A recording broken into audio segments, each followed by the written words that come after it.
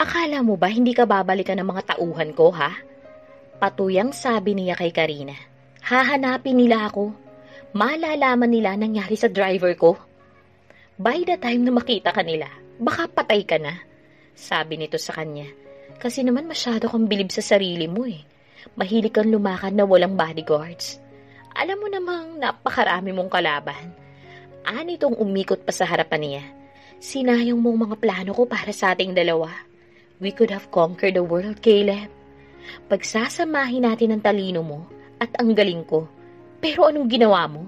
Ipinagpalit mo lang ako sa babaeng yun. Napangisi siya. Huwag mong ikumpara si Amira sa'yo, Karina. Tae ka lang sa talampakan ko. Naiinsultong sabi niya rito.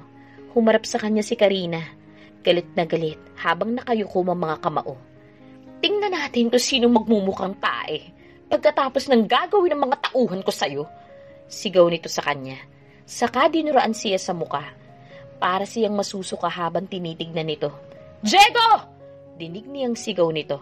Iligpit niyo na ang hayop na lalaking to. Malakas na sabi nito.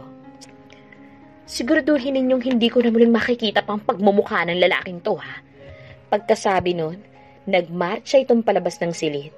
Kanina pa niya pinag-iisipan kung papaano siyang makakawala. Nilapitan siya ng mga tauhan ni Karina. Napahiyaw siya nang bigla na lamang siyang tadyakan ng lalaki sa sikmura. Napahiyaw siya at tumilapon ang inuupaan niyang bangko sa sahig. Malakas lang ang loob ninyo dahil nakakadena ako. Bakit hindi niyo ako kalagan para makapaglaban tayo na lalaki sa lalaki? Hamon niya sa mga ito. Boss, hindi kami ganun katanga.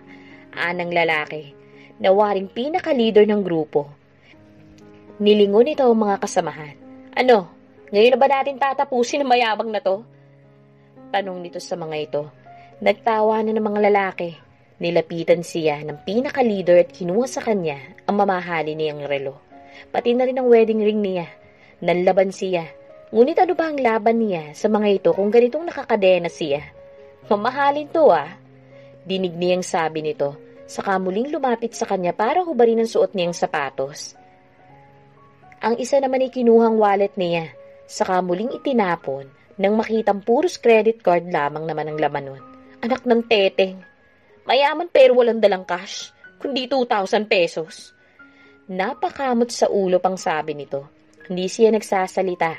He has to come out with something para maisahan ang mga ito. Then, naglakas loob siya na mag-offer ng pera. 20 million pesos, kapalit ng kalayaan ko. Nagkatinginan ng mga ito. Maya-maya dinuraan siya sa mukha ng isang matandang lalaki. Ulol, hindi kami ganun ka-cheap, no? Nagtawa na ng mga kasamahan nito. Nanginginig ang buong katawan niya sa galit. Hindi kayo ganun ka-cheap? May sarcasm na tanong niya sa mga ito. Hindi at hindi nyo pinatawad pati 2,000 pesos na laman ng wallet ko. Nang iinsultong sabi niya sa mga ito. Look at you, humarap kayo sa salamin para ma-realize ninyo kung gaano kalaki ang 20 million pesos. Kung gusto ninyo, dodoblehin ko pa yun. Or I triple the money. Saka palagay nyo ba kapag napatay nyo na ako, mananahimik na lang ang mga tauhan ko? I have thousands of people. Hindi lang kayo, kundi ang pamilya ninyo ang hahantingin nila oras na ginawa ninyo ako ng masama. Nagkatinginan ng mga ito saka nanahimik. Lihim siyang napangiti dahil pakiramdam niya, nakuha na niya ang gusto niyang mangyari. Ngunit biglang bumalik si Karina, may dalang baril. Itinutok sa sentido niya. Akala mo ganun lang kadaling mapaikot sa ulo mga tao ko, ha, Caleb? Maaring mas marami nga mga tauhan mo kaysa sa kanila, pero hindi sila ganun kadaling bayaran ng pera. Alam nila kung ano naghihintay sa kanila, oras na traidorin nila ako. Nagbabantang sabi nito sa kanya sa kanilingon ng mga tauhan. Oh, ano pang hinihintay nyo? I-dispatcha nyo na ang lalaking to. Pero gusto ko munang pasabugin ninyo ang ulo niya. Go ahead! Hindi na ako natatakot na mamatay. Sigaw niya rito. Napangisi ito. Good. Huwag kang mag-alala. Pagkatapos kitang maipapatay, isusunod ko naman ang mag-ina mo para happy together na kayo sa impyerno. Doon na siya nagwala. No! Sigaw niya rito. Subukan mong kantiin na mag-ina ko. Hindi kita mapapatawad, Karina. Banta niya rito. Ang lakas ng tawa ni Karina. Para itong si Satanas habang nakatingin sa kanya. Bakit? Ano bang magagawa mo? You're useless, Caleb. Hindi mo na sila mapoprotektahan pa. Nakangising sabi nito sa kanya. Saka ubod ng lakas na tinadsya ka ng bayag niya.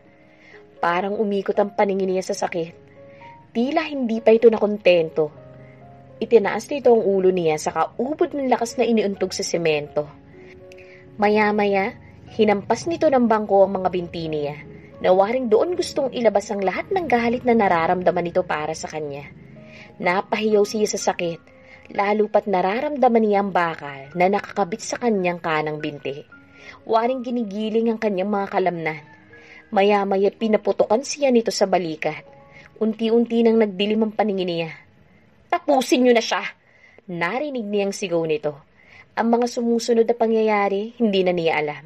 Basta pakiramdam niya, tuluyan ang humiwalay ang kaluluwa niya sa kanyang katawan. Amira, mahinang sambit niya sa pangalan ng asawa. Patayin niyo na siya! Sigaw ni Karina sa mga tauhan.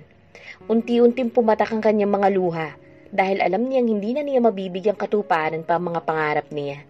Pinagsisisihan niya na mamamatay na lamang siya, hindi man lamang niya na iparamdam sa kanyang mag-ina kung gaano niya kamahal ang mga ito. I'm sorry, Amira. Nagulat si Amira sa balitang sumambulat sa kanya, 1 buwan matapos siyang makarating ng Canada. Tinawagan siya ni Tom at ibinalita nito sa kanya na umuwi ng Malaysia si Karina at 1 linggong nakulong sa kwarto nito pagkatapos ay nag-suicide.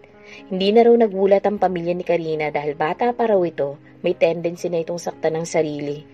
Ilang beses na rin daw itong nagpabalik-balik sa rehab nung teenagers pa ito. Tinago lang daw ng pamilya nito ang katotohanan iyon. Hindi na lamang niya kinuwento pa kay Tom ang mga nadiskubre niya tungkol kay Karina. Ngayon ay nakumpirma na niya na hindi talaga stable ang pag-iisip nito. Kumusta na kaya si Caleb? Ano kayang nararamdaman nito sa nangyaring ito kay Karina? Gusto sana niyang itanong dito kung ano nangyari dito at kay Caleb. Buong akala niya, mauuwi sa happy ending ang pagsasama ng mga ito. As if nabasa naman ito manaisip niya. Ikinuwento nito sa kanya na since naghiwalay sila, wala na itong naging communication pa kay Caleb at hindi na naman na ito nabanggit ni Karina sa kanya. I'm sorry to hear that, Tom. My condolences to you. Aniya kay Tom na sinserong nakikidalamhati sa pagkamatay ni Karina. Kahit naman hindi naging maayos ang relasyon niya kay Karina, naging napakabuti naman sa kanya ni Tom at alam niyang super close ang dalawang yun, kung kaya't sigurado niyang labis itong nasasaktan sa pagkamatay ng pinsan. Salamat, Amira. I wish you were here. Mahinang sabi nito sa kanya. Ramdam niya ang kalungkutan sa tinig nito. Hindi siya sumagot. Para sa kanya matagal nang tapos ang lahat sa kanila ni Tom. Ayaw na niyang magkunwari pa. Matagal na siyang nakalaya sa kasinungalingan niyang iyon. Sisikapin na lamang niyang mag-umpisang muling malayo sa mga alaala ng kahapon. Alam niyang unti-unti nang natatanggap ni Gertrude ang sitwasyon nila ni Caleb. Tutal kasama naman nila ang kanilang pamilya para busugin sa kanilang pagmamahal ang kanyang anak. 2 taon ang matuling lumipas. At kagaya ng nakasanayan, nagjo-jogging si Amira tuwing araw ng linggo sa park dahil ito lang ang time niya para sa sarili.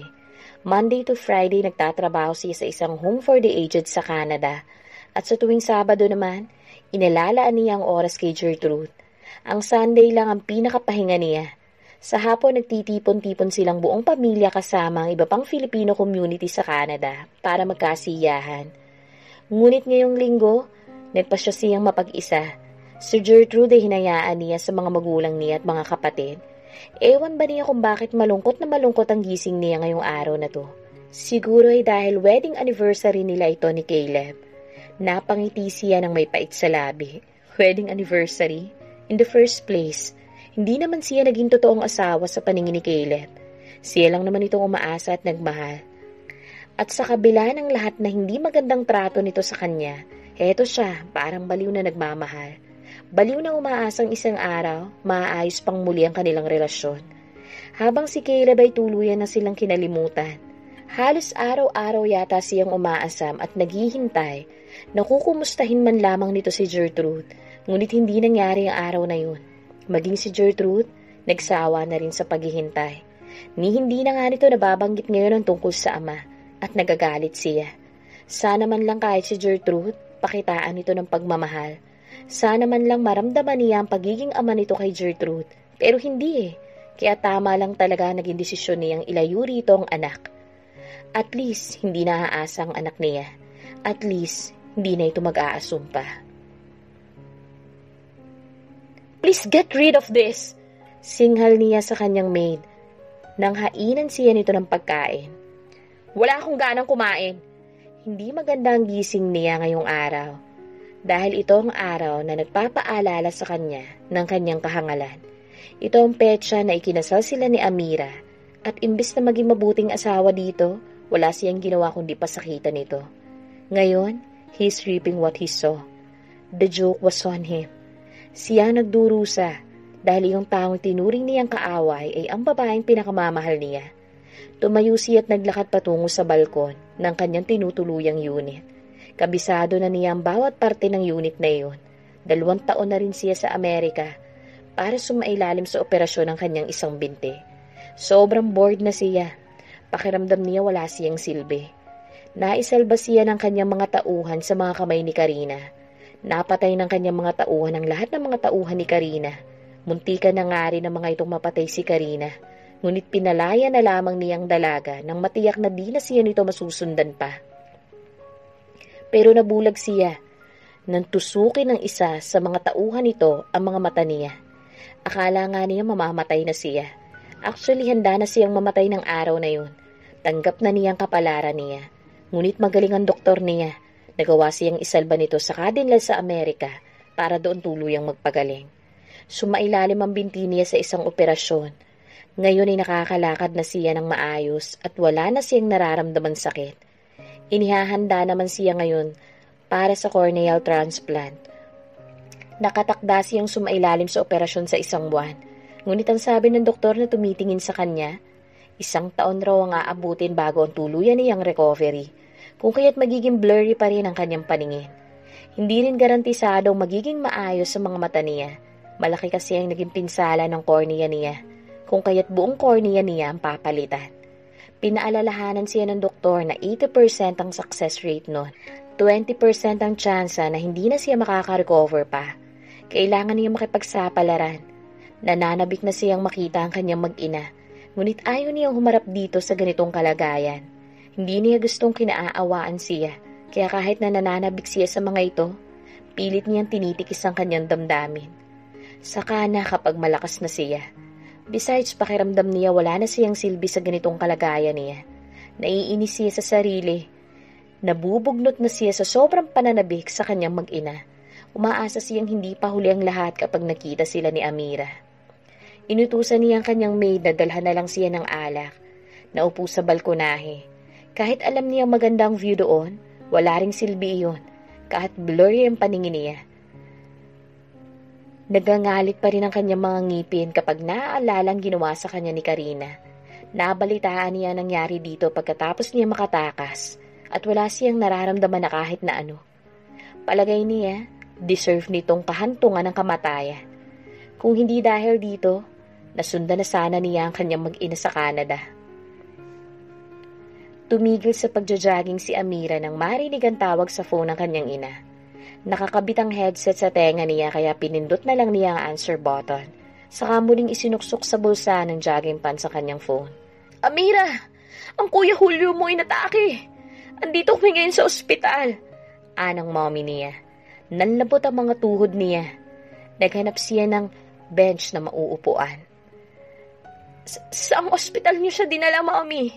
Umiiyak na tanong niya sa ina. Dito sa St. John's Hospital, anak. Anang mommy niya. Papunta na po ako dyan. Sabi niya nagmamadali nang tumakbo patungo sa kanyang sasakyan. Habang nagmamaneho, iyak siya ng iyak. Muling nagbalik si Amira sa Pilipinas pagkatapos ng mahigit 2 taon kasama ang kanyang buong pamilya. Simula nang mamatay ang kanyang Kuya Julio, naging matamlay na ang mommy niya at hiniling na bumalik na lamang sila ng Pilipinas for good. Ayaw naman niyang malayo sa buong pamilya niya kaya sumama na rin siya. Besides, miss na niya ang Pilipinas at gusto niyang matutunan ni Gertrude ang kultura ng mga Pilipino. Ngunit may isang bagay siyang kinakatakutan sa pagbabalik niya rito. Iyon ay ang muling pagsasanga ng landas nila ni Caleb.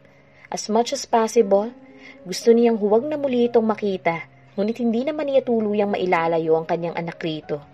Nagalit siya rito, but it does not mean tuluyan na niya itong aalisan ng karapatan sa bata.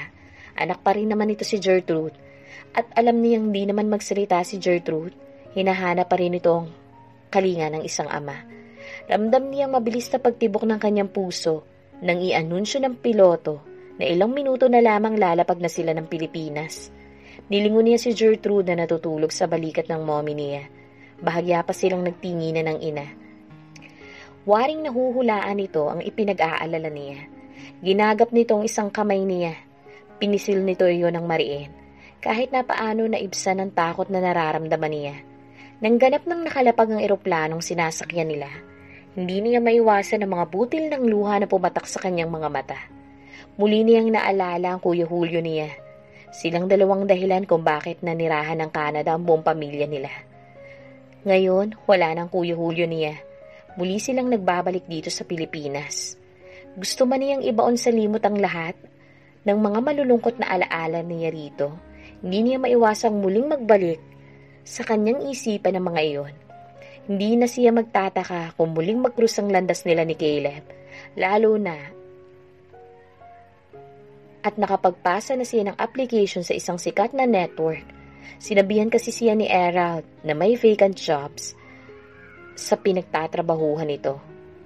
Kung kaya't kaagad siya nag-apply bilang isang researcher. Next week, naka-schedule na siya para sa kanyang interview. Gusto niyang magsimulang muli, but this time, gusto naman niyang bigyang katuparan ng isang pangarap na isinantabi niya nang pinili niya ang buhay may asawa sa piling ni Caleb. Nagpakawala siya ng mapaklang ngiti. Pinili niya si Caleb kapalit ng matagal na niyang pangarap simula pa noong bata siya. Pinili niya si Caleb dahil inakala niya na magiging masaya siya sa piling nito. Ngunit mas pinili nito ang galit na nararamdaman kaysa sa kanya. Kumusta na kaya ito ngayon? Magdadalawang taon na rin simula nang nagpakamatay si Karina. Simula nang umalis siya ng Pilipinas, wala na siyang nasagap na balita tungkol sa dating asawa. Dating asawa. Naging asawa nga ba siya? Kahit minsan man lang. Kailan nga ba siya tinuring na asawa ni Caleb? Ang balita ko, for good na po sila rito. Nasa Santa Elena po sila ngayon. Sabi ng isa sa mga tauhan ni Caleb nang tawagan siya nito para ipaalam ang huling balita tungkol sa kanyang mag-ina. Hindi niya alam kung matutuwa siya sa balitang iyon. Simula nang magbalik ito sa Canada, hindi huminto ang kanyang tauhan sa pagsubaybay sa kalagayan ng kanyang mag-ina. Kaya alam niya ang halos lahat na nangyayari sa mga ito. Tumayo siya at kinapa ang kanyang daraanan. Hanggang ngayon hindi pa rin malinaw ang kanyang paningin. Ngunit ang sabi ng doktor, kailangan lang niya ng kaunting pasensya. Naisagawa na naman ang kanyang corneal transplant. Ngunit hindi naman daw ganon kabilis ang pagbabalik ng kanyang paningin. So far, may improvement naman siyang napapansin. Kung noon ay blanco ang kanyang paningin, ngayon ay nababadaag na niya ang liwanag. Pasasaan ba? Magbabalik rin sa normal ang lahat. Kinatatakutan niyang muli nilang paghaharap ni Amira.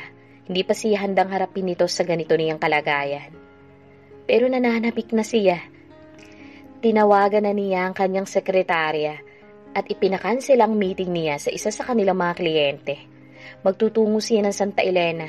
Wala naman siyang balak na makipagkita kay Amira. Ipinatawag niya ang kanyang driver pagkatapos ay gumayak. Habang nasa sasakyan, panay ang kabog ng kanyang dibdib. Natatawa nga siya sa kanyang sarili dahil nagkakaganito lamang naman siya dahil kay Amira. Maraming mga babae nagpaparamdam sa kanya. Maraming babae naghahabot. And yet, ni isa sa mga babaeng iyon, hindi siya nakaramdam ng ganito kasidhing pagnanasa. Kahit nga noong sila pa ni Karina, hindi niya nararamdaman ng ganito. Tanging kay Amira lamang siya nagkaganito. Karma nga marahil niya ito. Nang makarating ng Santa Elena, ay umaligid lang naman sila sa bahay ni na Amira. Ni hindi nga siya bomba ng kanyang sasakyan. Para nga siyang tanga, ni hindi naman niya nababanaag ang kanyang mag-ina. Ngunit kontento na siya ng ganoon. Hindi naman sila nagtagal. After 30 minutes ng pag-ikot-ikot sa paligid, inutusan na niya ang kanyang driver na bumalik na sila ng Maynila.